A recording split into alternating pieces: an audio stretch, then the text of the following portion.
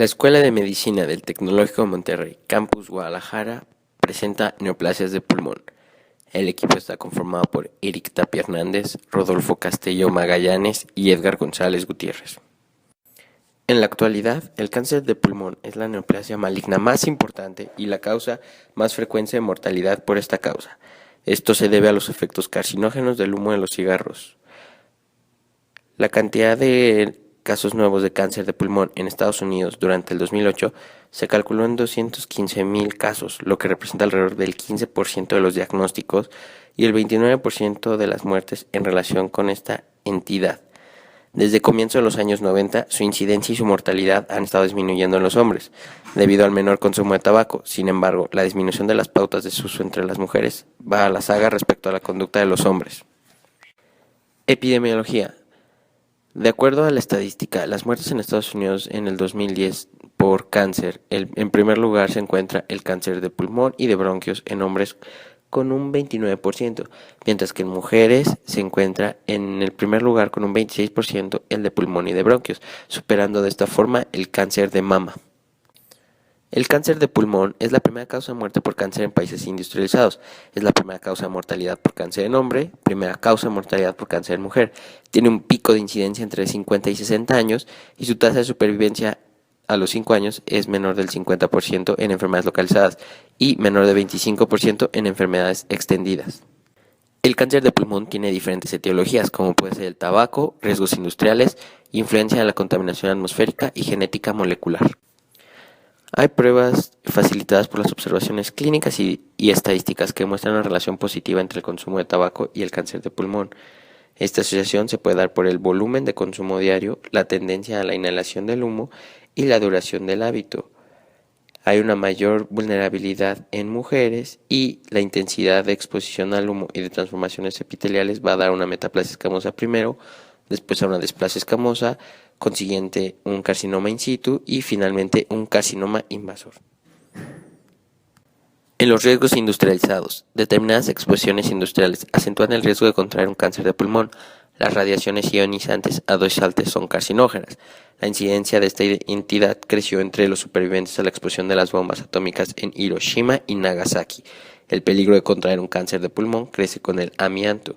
Ese es el tumor maligno más frecuente entre las personas expuestas a dicha sustancia, sobre todo si se combina con el tabaco. Contaminación atmosférica. Los contaminantes en la atmósfera pueden desempeñar alguna función en el incremento actual de la incidencia del carcinoma pulmonar. El radón es un gas radioactivo de distribución ubicua. En los estudios epidemiológicos se ha ligado al incremento registrado en el cáncer de pulmón. El mecanismo patológico es la inhalación y el depósito bronquial de los productos de la desintegración radiactiva que van unidos a los aerosoles ambientales. En la etiología molecular, los oncogenes predominantes que suelen participar en el cáncer de pulmón son c-Myc, CRAS, EGFR, c-Met y c-Kit. Los genes oncosupresores que a menudo se encuentran inactivados o sufren de lesión son P53, RB1 y P16. De los genes asociados al cáncer c-Kit, MICN, MICL, P53, RP, 3B, BCL2 son los que participan mayormente en el carcinoma microcítico de pulmón, en comparación con EGFR, CRAS, P53, P16, INC4A son los afectados en los carcinomas no microcíticos de pulmón. Las personas con determinados alelos en CYP1A1 presentan una capacidad mayor para metabolizar los procarcinógenos derivados del humo de los cigarros y posiblemente sufren el mayor riesgo de contraer cáncer de pulmón. Se conocen 3 tipos de lesiones epiteliales precursoras. Tenemos en primer lugar la metaplasia de células escamosas, después una hiperplasia epitelial, un carcinoma in situ y finalmente un carcinoma infiltrante. El término precursor no implica que la evolución a cáncer vaya a suceder en todos los casos. Las formas más comunes de cáncer de pulmón reciben nombres que dependen de las características de las células de las cuales derivan, dividiéndose en 2 grupos. Carcinomas de células microcíticas, el cual representan un 20% de los cánceres de pulmón, se localiza preferentemente en la zona central de los pulmones, pudiendo comprimir vasos y órganos localizados en ese nivel. Se caracterizan por su alta agresividad y crecimiento rápido. En carcinomas no microcíticos, que representan el 80% de los cánceres de pulmón, tenemos el carcinoma epidermoide, que suele localizarse en la parte central de los pulmones y con frecuencia se necrosa en su interior y se asemeja a un absceso. El adenocarcinoma, que suele parecer más entre las mujeres y localizarse en las zonas más periféricas de los pulmones. El carcinoma de células grandes, que se denomina así por el tamaño de las células que lo componen, es el tipo menos frecuente de los carcinomas broncopulmonares. En la histología, el carcinoma de células microcíticas tiene un escaso citoplasma, núcleos pequeños, hipercromáticos con cromatina fina, núcleos poco definidos, mientras que los carcinomas no microcíticos tienen abundante citoplasma, núcleos pleomórficos con cromatina gruesa y núcleos prominentes. Manifestaciones clínicas de carcinoma de pulmón. En las manifestaciones clínicas podemos encontrar lesiones silientes que puede ser insidiosa, tos crónica, expectoración, ronquera, dolor de pecho de tipo pleurítico, síndrome de vena cava superior como una posible complicación, derrame pericárdico pleural, atelectasia segmentaria persistente, así como una neumonitis. Como pruebas diagnósticas nos puede ayudar una historia clínica completa, un hemograma, bioquímica sanguínea, pruebas de función pulmonar, pruebas de coagulación, marcadores tumorales como el antígeno carcinoembrionario y la alfa-fetoproteína, radiografía simple de tórax, tomografía axial computarizada, broncoscopía, citología y una biopsia. Carcinoma de células pequeñas o microcítico. Es una neoplasia de pulmón que se caracteriza por su crecimiento rápido, por su alta malignidad y que se denomina así por el tamaño de las células cancerosas que se observan en el microscopio.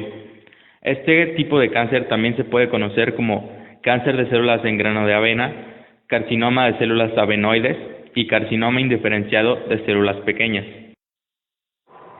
La incidencia del carcinoma de células pequeñas representa un 13.6% en hombres y un 9.6% en mujeres, yendo tan solo detrás de la neoplasia de células escamosas y del adenocarcinoma.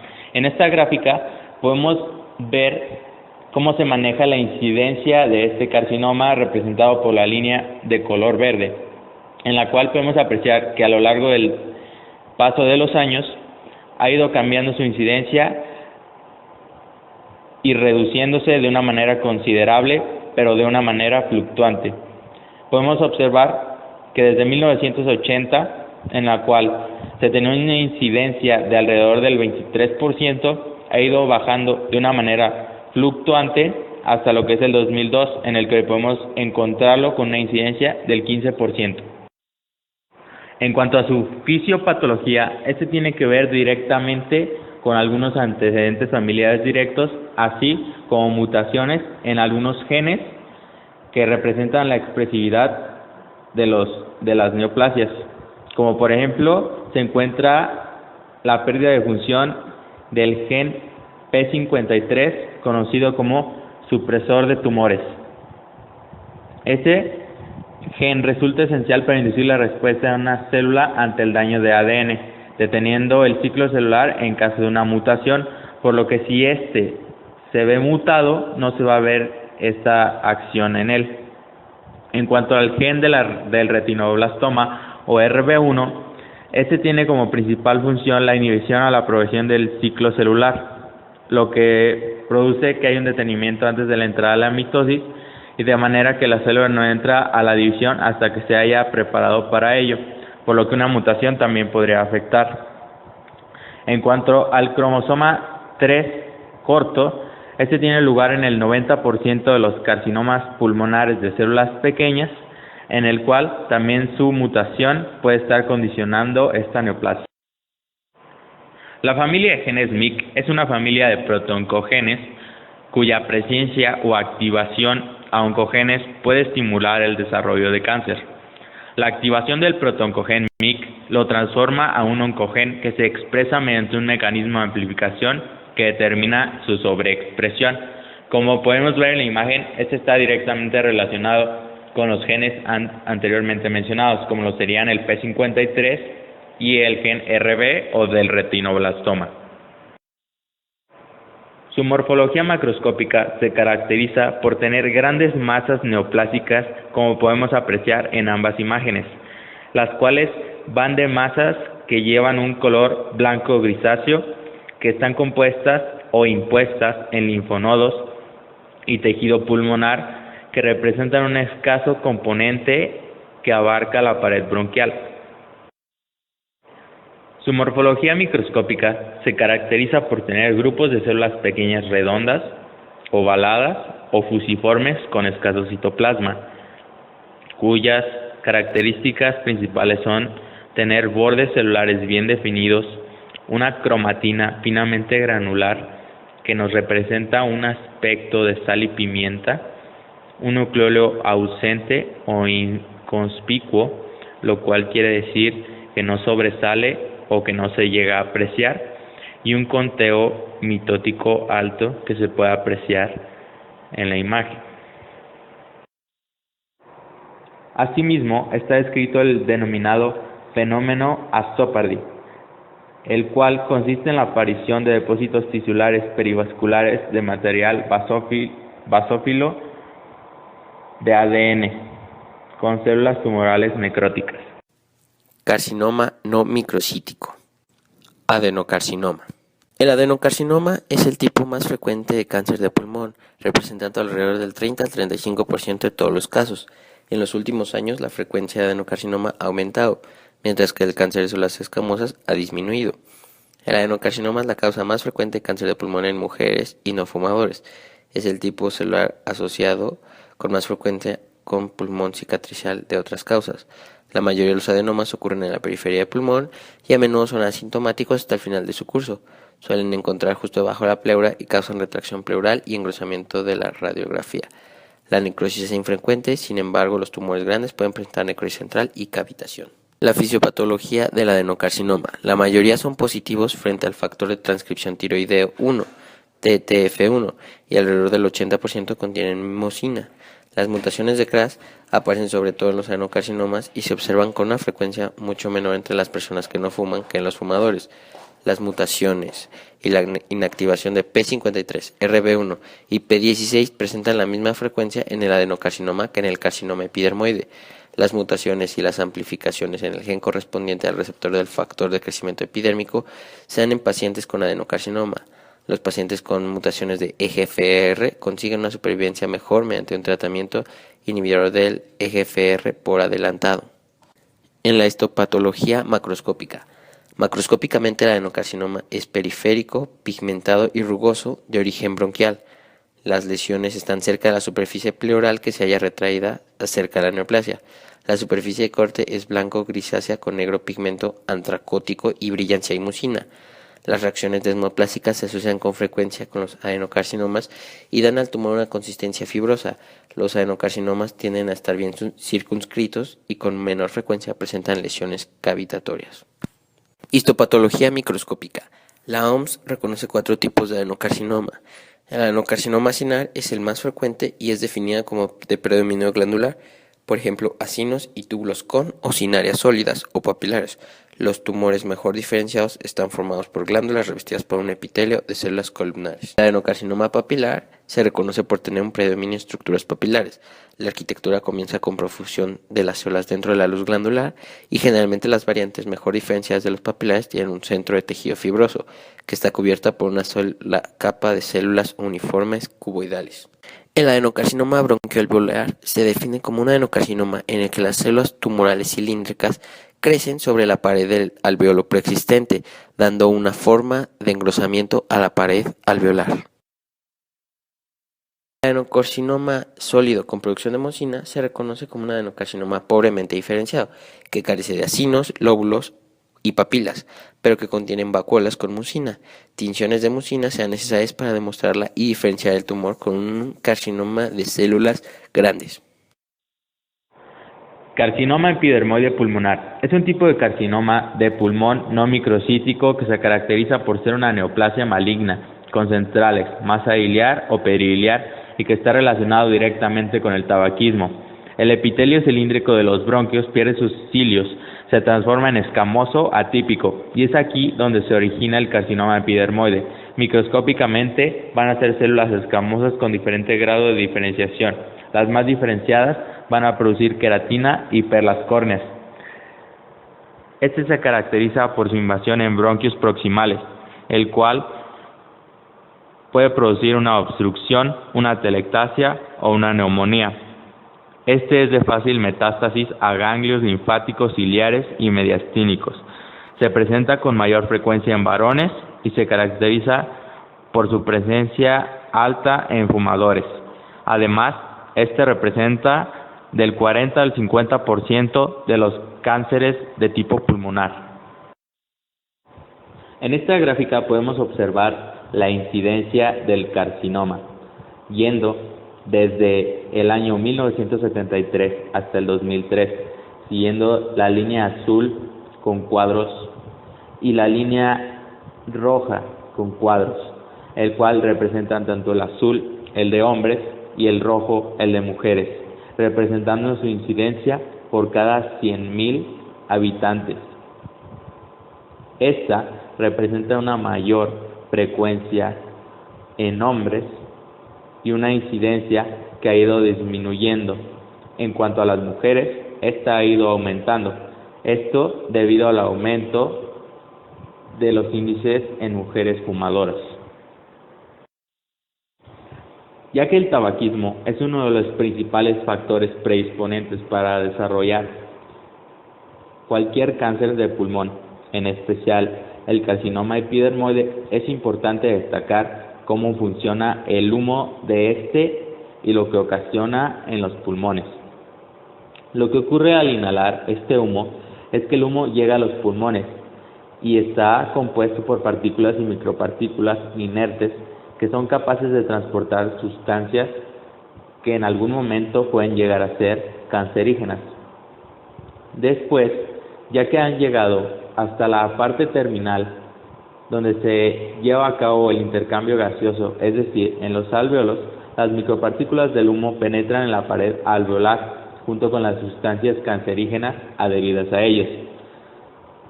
Esto lleva a una exposición prolongada de estas sustancias, lo que puede alterar el ADN de los neumocitos, que son las células que se encuentran en la pared alveolar y que se encargan de secretar el factor surfactante, y transformarlas en células premalignas, que a su vez se considerarán cancerígenas.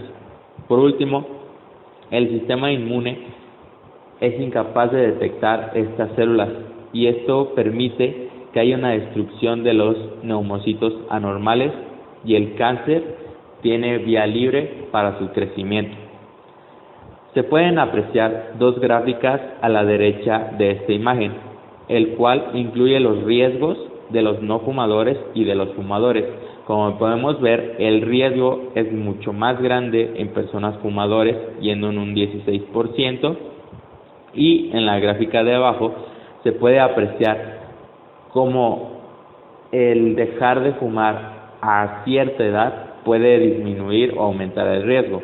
Por ejemplo, si se dejó fumar a la edad de 30 años, entonces el riesgo de adquirir un cáncer pulmonar será del 1.7%, mientras que si dejó de fumar a la edad de 50 años, entonces será de un 6%.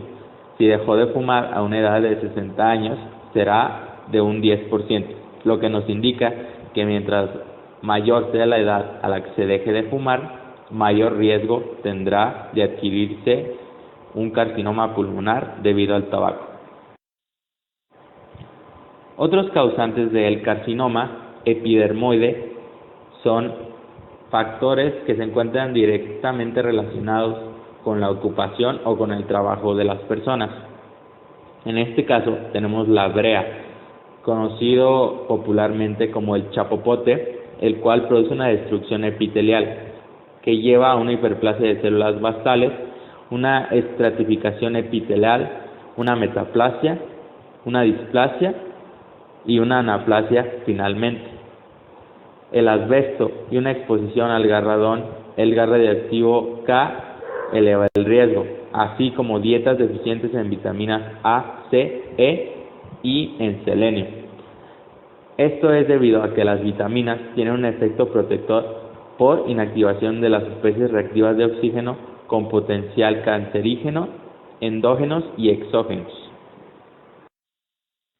También se ha encontrado una relación directa con factores genéticos que llevan antecedentes familiares directos, como son la deficiencia de la transferasa de glutatión, la cual pertenece a una familia de enzimas que comparte mecanismos importantes para la desintoxicación celular, eliminando xenobióticos o sustancias nocivas para las células. Esta está implicada en el desarrollo de la resistencia de tumores frente a diversos fármacos anticancerígenos. También podemos encontrar desequilibrios cromosómicos que ocasionan pérdidas de genes supresores, como lo son el P53, el del retinoblastoma, el inhibidor de sinasas dependiente de ciclina P16, ya anteriormente mencionados, así como una hiperexpresión del factor de crecimiento epidermoide y de HER2-NEU, que son receptores de tirosinasa. Los pacientes pueden ser asintomáticos o pueden tener síntomas debidos al crecimiento central o endobronquial del tumor. Aquellas manifestaciones son tos, hemoptisis, sibilancias y estridor por compresión, disnea o neumonitis posobstructiva, las cuales también ocasionan fiebre y tos productiva. Su morfología macroscópica se caracteriza por afectar a la porción central con bronquios grandes, aunque también puede afectar a tejido periférico. Este se caracteriza por invadir al tejido peribronquial, parénquima y nodos cercanos, que puede llevar a la compresión de la vena y arteria pulmonar. También tiene un crecimiento nodular con necrosis central y cavitación, el cual puede llevar a una neumonía lipídica, bronconeumonía o atelectasis en un pulmón circundante, lo que puede provocar también una calcificación inusual. En estas imágenes podemos ver una obstrucción de bronquios, una cavitación central e incluso una extensión de dicho carcinoma sobre la pleura. Su morfología microscópica se caracteriza por tener células con citoplasma rosado, cargado de queratina, bordes celulares indistintos y puentes intercelulares, que son característicos de este tipo de carcinoma. También lo podemos dividir en un carcinoma bien diferenciado, moderadamente diferenciado, pobremente diferenciado o incluso de tipo mixto, los cuales tienen islas o placas de células malignas queratinizados como principal característica. Comúnmente pueden tener una displasia bronquial adyacente o un carcinoma in situ. El tumor avanza alrededor del borde de estos. Es posible que podamos encontrar mucina intracitoplasmática y que podamos encontrar carcinoma que abarque los alvéolos e incluso que sean de tipo expansivos. Este tipo de carcinoma tiene subtipos basaloides de células claras, de células pequeñas o de tipo papilar. En la imagen de la izquierda podemos apreciar células atípicas, bordes irregulares, citoplasma basófilo, contorno nuclear irregular e hipercromasia nuclear. Algunas tinciones que nos ayudan a encontrar este tipo de carcinomas son tinciones positivas, como lo son principalmente la P63, tinciones negativas, como es la bimentina, y se puede incluso ocupar una microscopía por electrones con tonofilamentos, desmosomas complejos y de lámina basal. Ahora hablaremos de los carcinomas de células grandes. Vamos a tener que son el 18% de las neoplasias pulmonares en hombres y el 10% de las neoplasias pulmonares presentadas en mujeres, y va a haber una predisposición en favor a los varones de 4 a 1 respecto a las mujeres. Va a contar por aproximadamente el 8% de los carcinomas no microcíticos en el pulmón, y bueno, lo vamos a excluir cuando encontramos materia de biopsia pequeña o metástasis linfática, ya que esto nos indicaría una neoplasia escamosa indiferenciada o un adenocarcinoma. Se va a encontrar asociado con eosinofilia y leucocitosis periférica por la producción del factor estimulante de colonias de estos tumores.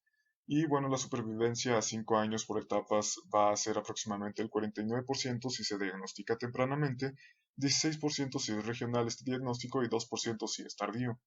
Tenemos 4 subtipos: el basaloide, el neuroendocrino, el de fenotipo rhabdoide y el linfoepitelial. También, bueno, tenemos que pueden derivarse de lo que se llaman adenocarcinomas o carcinomas de células escamosas muy indiferenciados. Para la fisiopatología, la literatura menciona que no se ha descubierto como tal el mecanismo exacto, ya que son de los carcinomas menos comunes del pulmón, pero debido a la predisposición de presentarse en pacientes que no fuman y por lo general jóvenes, se tiene una sospecha que va a originarse por el oncogen del receptor derivado del factor de crecimiento epidermoide, que nos va a estar dando a una proliferación celular, asimismo como del gen supresor P53, el cual una disfunción nos llevaría a lo que sería el crecimiento de las células neoplásicas.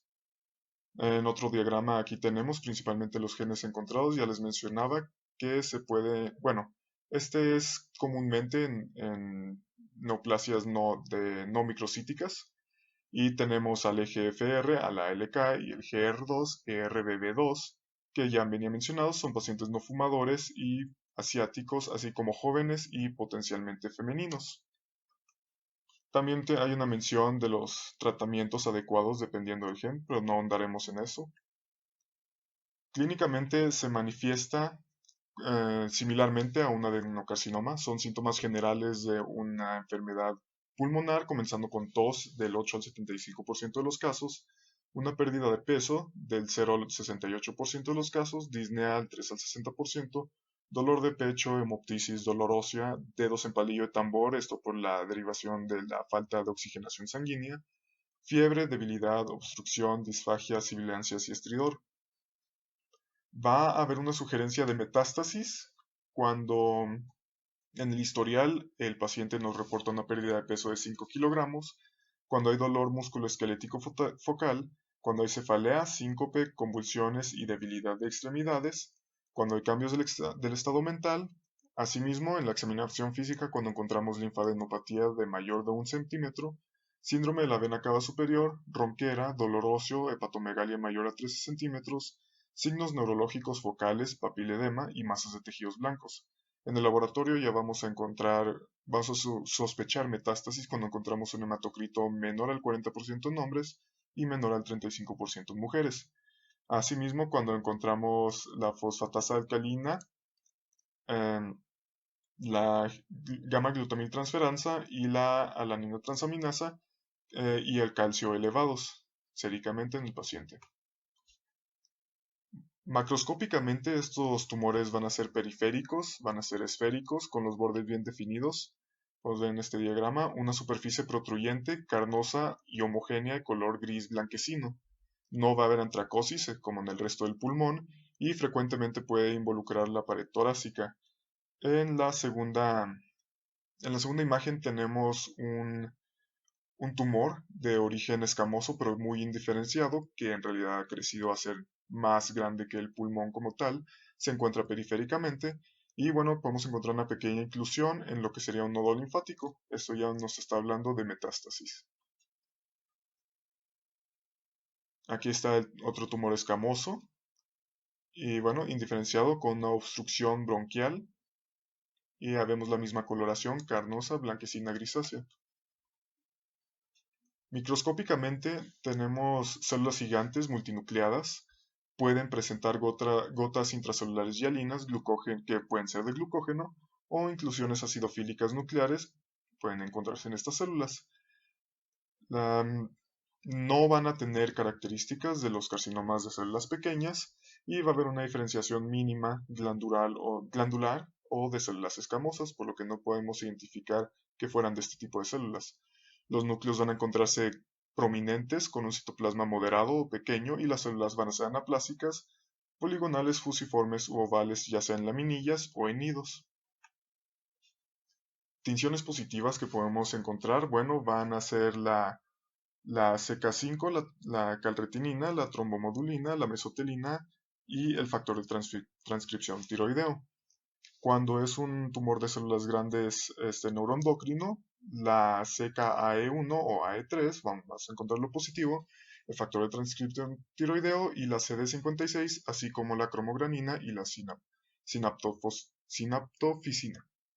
Aquí tenemos un caso en los que tenemos una tinción normal con hematoxilina y eosina, TTF1 negativo en la primera tinción, CK5 positivo, CK7 positivo, P63 positivo, P40 positivo negativo, DSC3 negativo y napsina A presente. Complicaciones de estos tumores, bueno, la principal va a ser la metástasis y complicaciones de lo que sería el tratamiento para las neoplasias, con todo el síndrome que conviene de ello, así como un posible derrame pleural por el daño estructural a los pulmones. De tumores neuroendocrinos, vamos a tener que son el 25% de las neoplasias primarias totales y el 30% de los tumores neuroendocrinos bien diferenciados de todo el cuerpo. La historia de fumador y el sexo del paciente van a ser irrelevantes, ya lo veíamos anteriormente con los otros tumores no microcíticos. Y bueno, los carcinoides se van a presentar con una edad pico de 45 a 50 años de edad y los de alto grado, que vienen incluyendo células pequeñas, células grandes, van a tener una edad pico de 65 años de edad. Incluye los subtipos de tumorcillos neuroendocrinos que no son cánceres como tal, son crecimientos pequeños. Los carcinoides, en los cuales los típicos vamos a tener menos de 2 mitosis por 2 milímetros cuadrados, no va a haber necrosis y van a ser mayores o iguales a medio centímetro. Los atípicos van a tener 2 a 10 mitosis por cada 2 milímetros cuadrados o van a tener una presencia de necrosis. Los de células pequeñas van a tener menor tamaño a 3 linfocitos en reposo, muy poco citoplasma, más de 10 mitosis por cada 2 milímetros cuadrados y una necrosis frecuente. Y cuando hablamos de los de células grandes, la morfología va a ser neuroendocrina, va a haber necrosis, una citología de tumoraciones no microcíticas, células con poca relación nuclear-citoplasma, vesiculares, cromatina fina y nucleoros infrecuentes. Hablando de la fisiopatología, se habla principalmente de los de células pequeñas y los carcinomas. En el de células pequeñas se han detectado ganancias en el cromosoma 3, brazo largo, en el 66% de los casos, una de lesión en cromosomas en 10, brazo largo, 16, brazo largo y 17, brazo corto, así como la expresión de BCL2 en múltiples casos. Los carcinomas de alto grado se ha descubierto una pérdida del P19ARF por la falla de una transcriptasa beta del gen P16-1NK4A. También se puede encontrar concomitante con el retinoblastoma, estos principalmente los que son tumores neuroendocrinos carcinoides, y bueno, el HH, que es la proteína MAS1 de tipo humano, va a haber un error en este gen en los que serían de células pequeñas y de células grandes.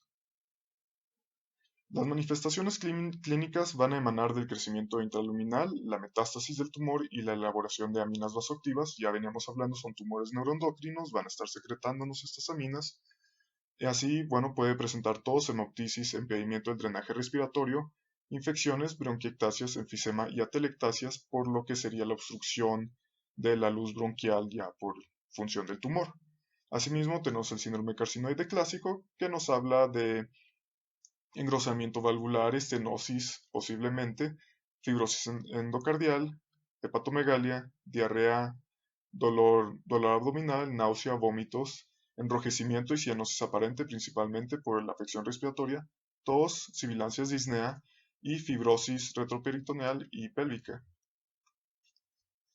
Macroscópicamente hablando, van a ser menores de 3 a 4 centímetros, se van a encontrar confinados a los bronquios principalmente y pueden penetrar a la pared bronquial y el tejido peribronquial en collar de botones, en este tipo de patrón. Van a ser sólidos o nodulares y van a tener una diseminación linfática con los que son tumores neuroendocrinos carcinoides atípicos. Aquí en la imagen tenemos un bronquio totalmente obliterado por lo que sería un nodo de un tumor neuroendocrino y acá abajo tenemos otro caso donde se nota el crecimiento dentro del bronquio y en una tomografía lo pueden confirmar. Microscópicamente hablando, van a tener contenido de serotonina, enolasa específica en neuronas, bombecina y calcitonina por su naturaleza neuroendocrina, y van a encontrarse en estructuras empalizadas o como rosetas separadas por un estroma fibrovascular. Similares a los tumores no microcíticos con arquitectura neuroendocrina pobremente diferenciada, vamos a tener una tinción positiva en CD117, TTF1, la fosfohistona H3, que cuando la vamos a poder ver en las figuras mitóticas, GLUT1, el, el amplificador de homólogo de CESTE tipo 2 Y bueno, 10 al 20% de estos tumores no van a tener presentación neuroendocrina a pesar de ser de este tipo de neoplasias. El carcinoide típico, podemos ver el patrón en nido, un estroma vascular prominente, las células van a estar uniformes, el citoplasma es eosinofílico y la cromatina nuclear va a ser finamente granular. Si pudiéramos amplificar aquí más, podemos ver los gránulos. El carcinoide atípico va a tener una necrosis punteada entre lo que son las láminas y los nidos de células carcinoides. Asimismo, también una cromatina finamente granular y bueno, aquí en la imagen podemos ver una mitosis única. Los tumorcillos, bueno, aquí tenemos un caso en los que la hematoxilina y eosina se muestra inconspicuo, no podemos ver las células tumorales, pero se sospecha por una retracción del estroma, las proyecciones digitiformes, intraluminales y ya con una tinción de sinaptofosina se muestran estas células tumorales y ya encontramos lo que sería la fibrosis estromal y la localización peribronquial de estos tumores. En el tumor neuroendocrino de células grandes, tenemos el crecimiento igual de forma laminar, empalizado periférico, las estructuras en roseta, estos que giran en torno a un eje de crecimiento y de secreción, un citoplasma abundante y nucleolos prominentes.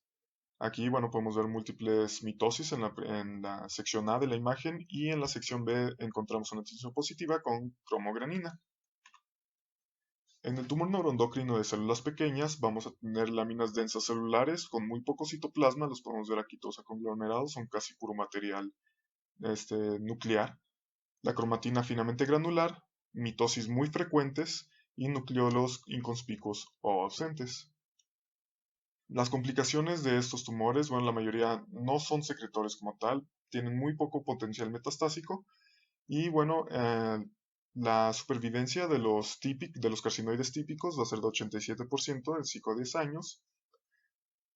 En los atípicos, 56% a 5 años, 35% a los 10 años. En los de células grandes, de 27% a los 5 años, 9% a los 10. Y en los de células pequeñas, va a ser de 9% a los 5 años y de 5% a los 10 años. Muchas gracias.